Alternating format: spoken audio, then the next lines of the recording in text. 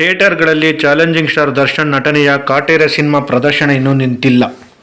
OTTಗೆ ಬಂದು 2 ವಾರ ಕಳೆದರೂ ಇನ್ನೂ ಕೆಲವೆಡೆ ಥಿಯೇಟರ್ಗಳಲ್ಲಿ ಸಿನಿಮಾ ಪ್ರದರ್ಶನ ಕಾಣುತ್ತಿದೆ. ಇನ್ನು ZEE5ನಲ್ಲಿ ಕೂಡ ಭರ್ಜರಿ ಪ್ರದರ್ಶನ ಕಾಣುತ್ತಿದೆ. ಡಿಸೆಂಬರ್ 29ಕ್ಕೆ ತೆರೆ ಕಂಡಿದ್ದ ಕಾಟೇರ ಸಿನಿಮಾ ಬಾಕ್ಸ್ ಆಫೀಸಲ್ಲಿ ಶೇಕ್ ಮಾಡಿತ್ತು.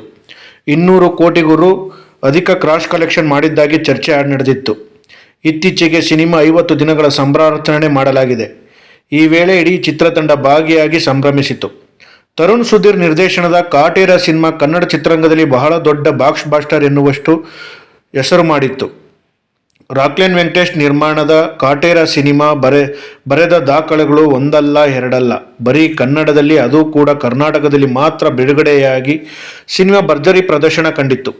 ವಿದೇಶಗಳಲ್ಲಿ ಕೂಡ ಚಿತ್ರಕ್ಕೆ ಒಳ್ಳೆಯ ರೆಸ್ಪಾನ್ಸ್ ಸಿಕ್ಕಿತ್ತು. ಮುಖ್ಯವಾಗಿ ಗ್ರಾಮೀಣ ಭಾಗಗಳಲ್ಲಿ ಚಿತ್ರಕ್ಕೆ ಅಪೂರ್ವ ಬೆಂಬಲ ವ್ಯಕ್ತವಾಗಿದೆ.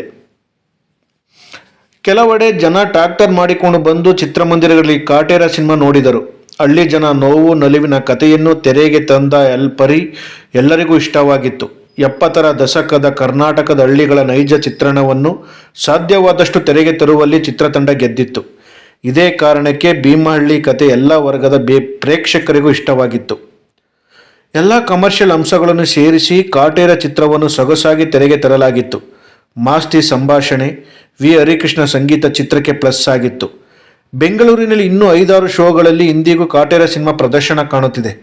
ಇದೆಲ್ಲದರ ನಡುವೆ ಬುಕ್ ಮೈ ಶೋನಲ್ಲಿ ಸಿನಿಮಾ ಮತ್ತೊಂದು ದಾಖಲೆ ಬರೆದಿದೆ.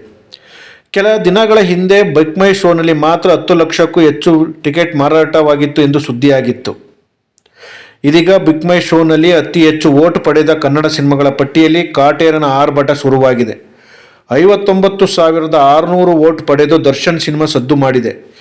ಆ ಮೂಲಕ ಜೇಮ್ಸ್ ಸಿನಿಮಾ ದಾಖಲೆಯನ್ನು ಹಿಂದಿಕ್ಕಿ ಕಾಟೇರ ಸಿನಿಮಾ ಮುನ್ನುಗ್ಗುತ್ತಿದೆ. ಬುಕ್ ಮೈ ಶೋನಲ್ಲಿ ಟಿಕೆಟ್ ಖರೀದಿಸಿ ಸಿನಿಮಾ ನೋಡುವವರು ಮಾತ್ರ ವೋಟ್ ಮಾಡುವ ರೇಟಿಂಗ್ ನೀಡಲು ಅವಕಾಶವಿರುತ್ತದೆ. ಆ ಲೆಕ್ಕದಲ್ಲಿ ಕಾಟೇರ ಚಿತ್ರಕ್ಕೆ 59,600 ವೋಟು ಸಿಕ್ಕಿದೆ.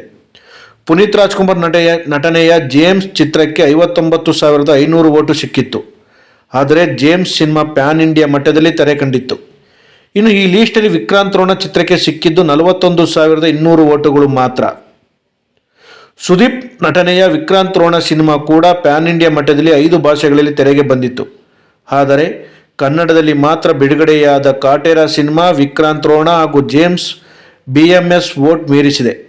ಇನ್ನು ಈ ಪಟ್ಟಿಯಲ್ಲಿ ಯಶ್ ನಟನೆಯ KGF ಹಾಗೂ ರಿಷಬ್ ಶೆಟ್ಟಿಯ ಚಿತ್ರದ ಕಾಂತಾರ ಚಿತ್ರಗಳು ಮೊದಲ 2 ಸ್ಥಾನಗಳಲ್ಲಿ ಜಾಗ ಮಾಡಿಕೊಂಡಿವೆ.